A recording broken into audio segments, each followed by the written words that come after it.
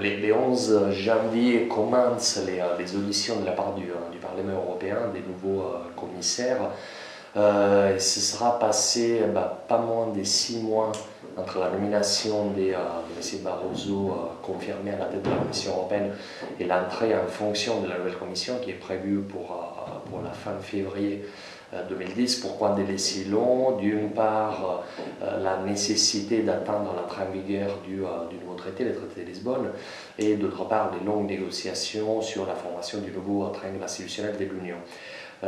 Aujourd'hui, donc, les commissaires passent leur grande orale face au Parlement européen. Ce n'est pas du tout une nouveauté prévue par les traités de Lisbonne. C'est une institution qui est déjà en place avec les traités précédents.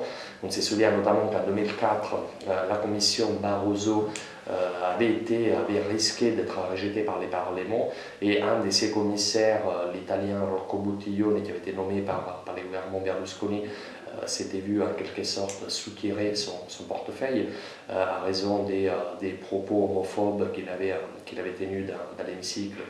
Et quelle est un peu la procédure de nomination? Une fois choisi donc, les présidents de la Commission européenne, M. Barroso, les États membres proposent chacun un candidat pour les postes des commissaires européens. C'est un accord avec les présidents de la Commission qui doit ensuite répartir les portefeuilles. Donc, après des longues négociations, on est arrivé finalement à former la nouvelle équipe, dans laquelle il y a des personnalités des clés. On peut penser à Michel Barnier, qui est le nouveau commissaire au marché intérieur, et également à Mme Ashton, qui est le haut représentant pour les affaires étrangères et des sécurités. C'est probablement autour de ces deux personnes qui vont se concentrer les critiques de la part du Parlement européen. Mme Ashton est très critiquée à raison de son manque d'expérience et de charisme pour un poste crucial. Elle va gérer la mise en œuvre du service européen d'action extérieure, un service bureaucratique certes, mais très important, qui compte des milliers de fonctionnaires et un budget assez important. Michel Barnier, quant à lui, devra être critiqué notamment par les Britanniques. Il est soupçonné à Londres et dans les pays les plus libéraux de l'Union de vouloir réglementer la finance en Europe, de vouloir réglementer la City de Londres.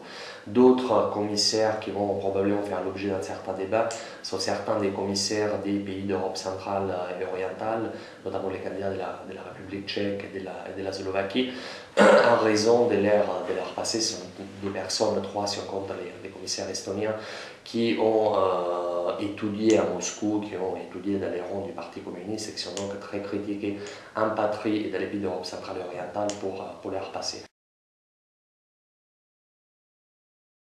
Mon sentiment négatif à cet effet, je ne pense pas du tout qu'on aura des surprises.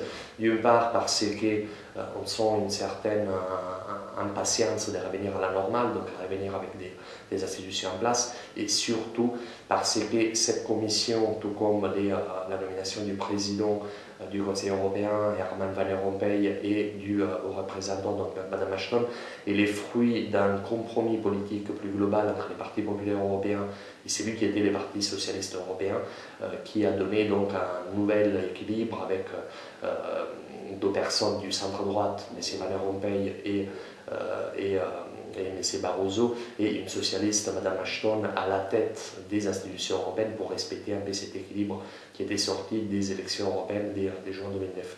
Donc je crois qu'on n'aura pas spécialement des surprises. Ce qui va être intéressant, c'est d'entendre les programmes des différents commissaires.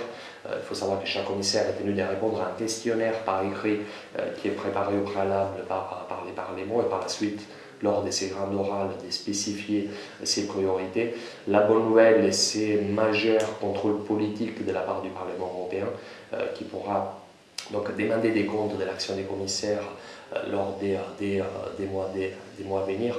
J'ai l'impression qu'à Bruxelles, on est déjà concentré sur celle qui sera la grande bataille de 2010, c'est-à-dire les négociations qui commencent sur les nouveaux budgets de l'Union européenne, ce qui verra probablement un nouveau clash entre la France et le Royaume-Uni.